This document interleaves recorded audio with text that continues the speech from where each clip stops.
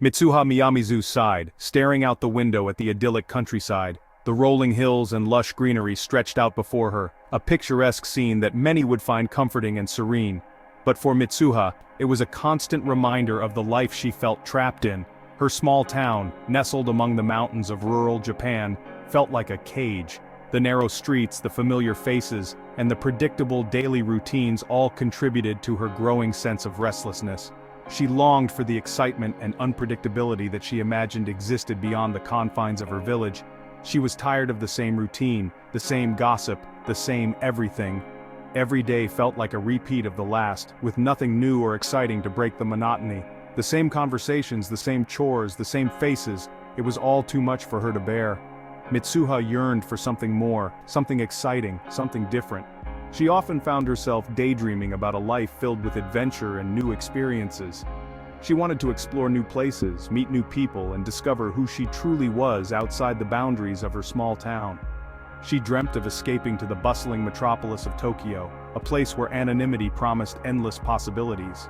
The bright lights, the towering skyscrapers, and the constant hum of activity called to her like a siren song. In Tokyo, she believed she could reinvent herself and find the excitement she craved.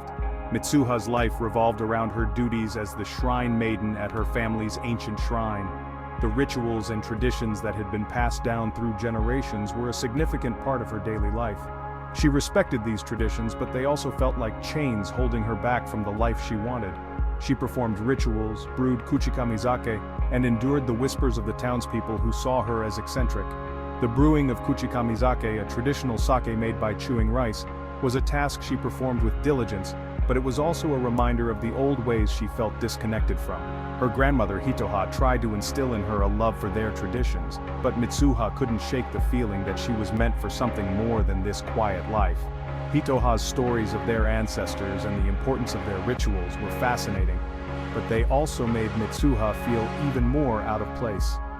One evening, as the sun dipped below the mountains, Mitsuha made a wish.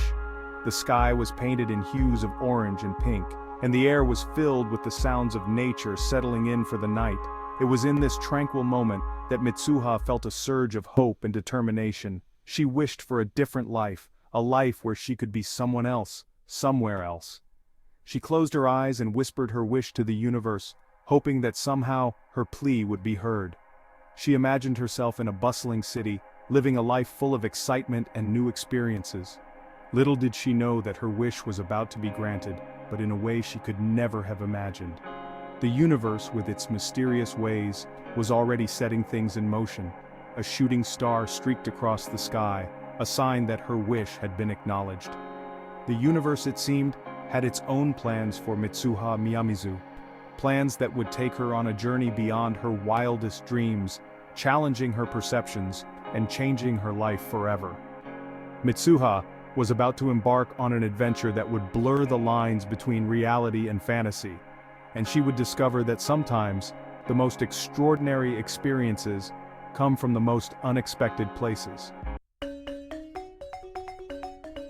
Across the vast expanse of Japan, a land where ancient traditions blend seamlessly with modern innovations, lies a story that defies the boundaries of reality. In the heart of Tokyo, a city that never sleeps, where neon lights illuminate the night and the hum of life is ever present, Taki Tachibana was rushing through his day, weaving through the throngs of people with a sense of urgency. A high school student with a part-time job, Taki's life was a whirlwind of activity. He balanced his studies with his job at a bustling cafe, where the aroma of freshly brewed coffee mingled with the chatter of customers. He navigated crowded streets, juggled schoolwork, and dreamt of becoming an architect, designing structures that touched the sky. His sketchbook was filled with intricate designs, each one a step closer to his dream. He had little time to ponder the mysteries of the universe, and certainly no reason to suspect that his life was about to intersect with a girl from a distant mountain town. A town where the stars seemed closer and life moved at a slower pace. It started with a jolt, a disorienting sensation of waking up in an unfamiliar place. The room was bathed in the soft morning light, casting shadows that danced on the walls. Taki found himself in a room he didn't recognize, surrounded by unfamiliar objects. The scent of incense lingered in the air, and traditional Japanese decor adorned the space. He looked in the mirror and saw not his own reflection, but the face of a girl with long dark hair and piercing eyes. The shock of seeing someone else's face staring back at him was overwhelming. Panic surged through him as he realized he was trapped in someone else's body. His heart raced, and his mind struggled to comprehend the impossible situation. Meanwhile, Mitsuha woke up in a Tokyo apartment, staring up at a poster of a skyscraper. The sleek modern design of the building was a stark contrast to the rustic charm of her hometown. She had never been to Tokyo, yet everything felt strangely familiar. The sounds of the city filtered through the windows, a symphony of urban life that was both exciting and overwhelming. She looked down at her hands, smaller and more delicate than her own. The sensation of inhabiting a different body was surreal, like a dream she couldn't wake up from. She rushed to the mirror and gasped at the reflection staring back at her, a boy with short dark hair and a look of utter bewilderment. The realization hit her like a tidal wave, leaving her breathless. They were trapped, it seemed, in a bizarre and inexplicable predicament. Two lives intertwined by fate, each struggling to navigate the other's world, searching for answers in a reality that had turned upside down. As days turned into weeks, Taki and Mitsuha began to communicate through notes, leaving messages for each other to find. They shared their thoughts, fears, and hopes, slowly piecing together the mystery of their connection. They experienced each other's lives, learning to adapt to new routines and environments. Taki marveled at the simplicity and beauty of Mitsuha's rural life, while Mitsuha navigated the complexities and excitement of Tokyo. Through their shared experiences, a bond began to form. They grew closer, understanding each other's struggles and dreams. Their connection transcended the physical, becoming a profound and unspoken understanding. Determined to find each other, they embarked on a quest for answers. Their journey was filled with challenges and revelations, each step bringing them closer to the truth. And when they finally stood face to face, the world seemed to hold its breath. In that moment, they knew that their fates were forever intertwined, bound by a love that transcended time and space. Across the vast expanse of Japan, their story became a testament to the power of connection, a reminder that even in the most extraordinary circumstances, the human spirit can find a way to bridge the impossible. At first, the body switching was chaotic. Taki and Mitsuha's body fumbled through her day at the rural high school, causing a stir with his uncharacteristic behavior. Mitsuha, in Taki's body, navigated the complexities of Tokyo life with a mixture of awe and confusion. They left notes for each other, trying to make sense of the situation and establish some ground rules. As the days turned into weeks, a strange kind of normalcy settled in. Taki, through Mitsuha, experienced the tranquility of rural life, the beauty of nature, and the warmth of a close-knit community. He learned the intricacies of Shinto rituals, the delicate art of braiding kumihimo cords, and the bittersweet taste of Mitsuha's grandmother's kuchikamizake. Mitsuha, through Taki, embraced the excitement of Tokyo, the energy of the crowds, and the endless possibilities that the city held. She excelled in Taki's architecture classes, her unique perspective and rural upbringing bringing a fresh approach to his designs. She even helped Taki get closer to his co-worker, Miki Okudera, a kind and beautiful college student whom he had a crush on. One evening, Mitsuha, while in Taki's body, overheard a news report about a comet named Tiamat that was set to make a close approach to Earth. The news anchor's voice was filled with excitement as they described the comet's trajectory and the rare opportunity it presented for stargazers around the world. Mitsuha, however, felt a chill run down her spine. The name Tiamat echoed in her mind, stirring a sense of unease she couldn't quite place. The comet, a once-in-a-millennium event, was a source of fascination and excitement for many. Astronomers and enthusiasts alike were preparing for the celestial show, setting up telescopes and organizing viewing parties. But for Mitsuha, it sparked a strange sense of foreboding. She couldn't help but feel that this comet was more than just a beautiful spectacle in the sky. It felt like a harbinger of something significant, something that would change her life forever. She couldn't shake the feeling that the comet was somehow connected to her and Taki's predicament. The mysterious body swapping that had brought them together seemed to intensify with the comet's approach.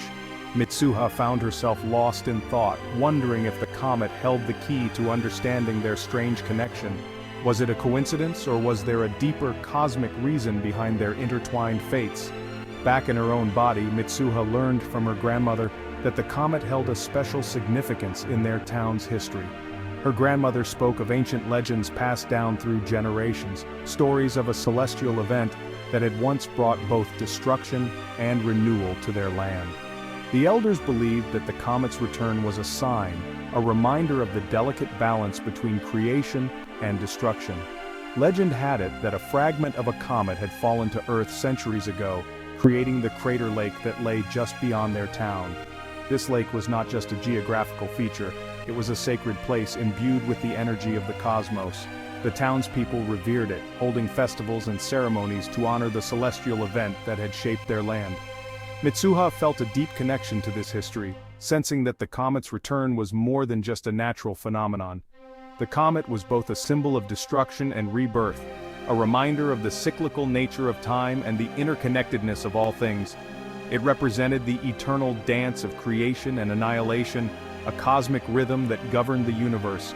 For Mitsuha, the comet's approach was a poignant reminder of the transient nature of life and the enduring bonds that connect us all.